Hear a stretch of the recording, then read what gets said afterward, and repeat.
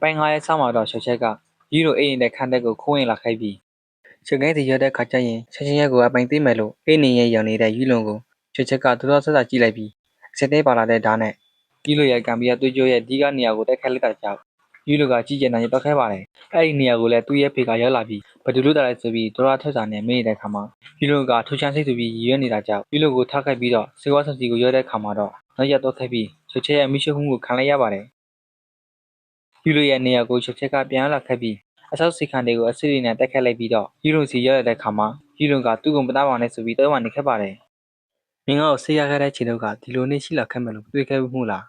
မရဲ့မင်္ဂလာကိစ္စကိုလည်းနှောက်ရှက်ပြီးအဖုံနဲ့ရှလင်းစီတို့ကိုလုတ်ခဲ့တာတွေအတဲ့ပြန်ပေးဆက်ရမယ်ပြီးတော့ငါ့လိုမိုက်ကိုဖိခဲ့တဲ့ခန္ဓာချက်ခန္ဓာရအောင်လုပ်ပေးမယ်ဆိုပြီးယူလုံကိုအာရီနဲ့ဓာတ်ကိုထုတ်ချလိုက်ပါတယ်ချက်ကယူလုံကိုတက်ခဲ့ပြီးတဲ့နောက်မှာရှလင်းစီနဲ့သူ့ရဲ့ဖူးစီကိုနှုတ်ဆက်ဖို့ရက်လာခဲ့ပါတယ်အဖိုးဖြစ်သူကဒီကိစ္စတွေကိုချက်ချက်စီပြောတာကသူ့ဝေတိုင်းကဒီကိစ္စကိုတဲလို့ဖုတ်ကထားနိုင်မယ်လို့ထင်ခဲ့တာကြောင့်ဖြစ်ပြီ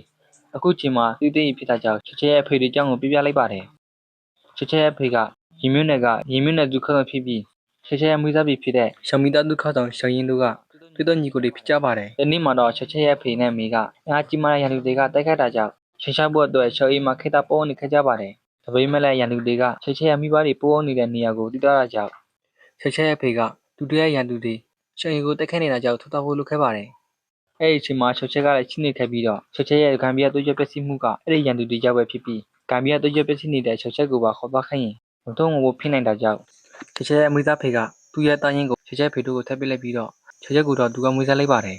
ဒါပေမဲ့လည်းမထင်ပါပဲချက်ချက်ဖေတို့ရဲ့ရန်သူကချက်ချက်ရဲ့မိသားဖေဖြစ်တဲ့ချောင်းရင်နဲ့တက်ခက်ခိုက်ကြပြီးအဲ့ဒီတက်ခက်မှုကြောင့်ပဲချောင်းရဲ့ခတ်သူဖြစ်တဲ့ချောင်းရင်ကသူဆိုတော့ခက်ရပါတယ်ပြီးတော့ချက်ချက်မိဘရင်းတွေကတော့ခုချီတီတူတာရှင်လာမသိရသေးဘူးဆိုပြီးပြလိုက်တာကြောင့်ချက်ချက်ကဝမ်းနိုင်မြိုက်ကြတော့ခဲ့ပါတယ်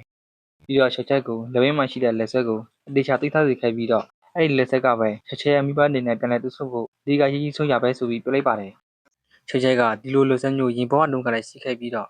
့အဲ့ဒီလက်ဆက်ကိုလည်းမိဘတွေကပြခဲ့တာဖြစ်ကြောင်းသူ့ရဲ့ဆရာစီကတီးခဲ့ရပြီ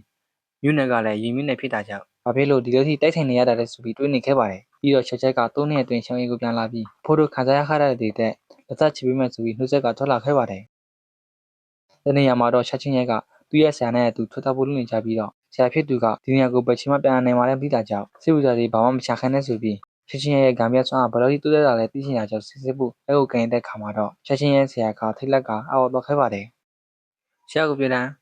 ချက်ချင်းရဲ့ခုလောနှိမ့်မဲ့ဆရာတွေနဲ့တွေ့နေခဲ့တာလားဒါမှမဟုတ်ကခင်ကိုစန့်ကျင်တဲ့စိတ်မျိုးကိုစားထားတာဆိုပြီးမေးလိုက်ပါတယ်ချက်ချင်းရဲ့ကလည်းကြောင်သွားပြီးတော့ဘာဖြစ်လဲဆိုပြီးမေးလိုက်ပါတယ်လူတွေရဲ့ဂမ်ဘီယာတွေ့ကြကစုစုပေါင်း54ခုစားရှိပြီးမွေးကလေးကစကူလို့တာဖွင့်နေတာကြောင့်ကျန်တဲ့ဝင်ပွဲတွေကိုမွေးပြီးကော်လောက်မှဖက်ဖို့ဆိုရင်အလွန်ခက်ခဲတာကြောင့်ငါတို့တက်ခင်လို့တာမတဲ့သူစိန်တော်မှနေ့တရာမှာ9ခုတည်းတာဖွင့်နေပါတယ်။ဒါကြောင့်မွေးပြီးကာလမှာဝေမတုတ်ဆက်ထက်ဖွင့်နေတဲ့သူကထိုင်ရကုဝင်တစ်ခုလုံးမှာ900လုံးပြီးတာကြောင့်ချက်ချင်းရန်ကခြေတုပ်သွင်းမှာ54ခုလုံးဖွင့်နေပြီဆိုတော့နက်ဖြတ်မှသာရှိတဲ့သူ့ရုပ်ပဲဆိုပြီးပြောလိုက်ပါတယ်။ချက်ချင်းရန်ကရှုပ်ချက်ကိုသူကြည့်လိုက်ပြီးတော့လူပဲဆိုပြီးပြောလိုက်ပါတယ်။အဲ့ဒီအချိန်မှာဆရာဖြစ်သူကလည်းဘယ်သူလက်ဆိုပြီးမေးတဲ့အခါမှာချက်ချင်းရန်ကသူ့ကိုကူတော့ပိတ်ခဲ့တဲ့သူကလက်ဝဲဆက်နေတဲ့သူဖြစ်တာကြောင့်သူ့ရဲ့ကြောင့်ကိုပြောပြဖို့မှာခဲ့တာဖြစ်ပြီးသူ့ရဲ့ဆရာကိုတုံးမှလိုက်ပါတယ်သူ့ရဲ့ဆရာကလည်းစောင်းအကြီးတဲ့သူတွေကဆွဲရတာနေကြတာကိုသိတာကြောင့်ဘာမှပြန်မေးတော့ပဲချက်ချင်းနဲ့သူထွက်ခဲ့ပါတယ်ချက်ချင်းရဲ့ကတော့ချက်ချက်ဘယ်ကိုရောက်နေတယ်လဲဆိုပြီးတွေးနေခဲ့ပါတယ်တပည့်မှာတော့ချက်ချက်ကချက်ခွန်ရင်ကိုရန်တွေးထားတာကြောင့်မကျင်းနာကသူ့ရဲ့ကိုရန်တော်တွေရဲ့တက်ခဲမှုခံနေရပါတယ်ချက်ချက်ကဂမ်ဘီယာတွေ့ချက်ပြစ်နေတာကြောင့်ရန်တွေကိုတက်ခဲလို့မနိုင်ဘဲနဲ့ဘေးကျအောင်ထပ်ပြနေရပါတယ်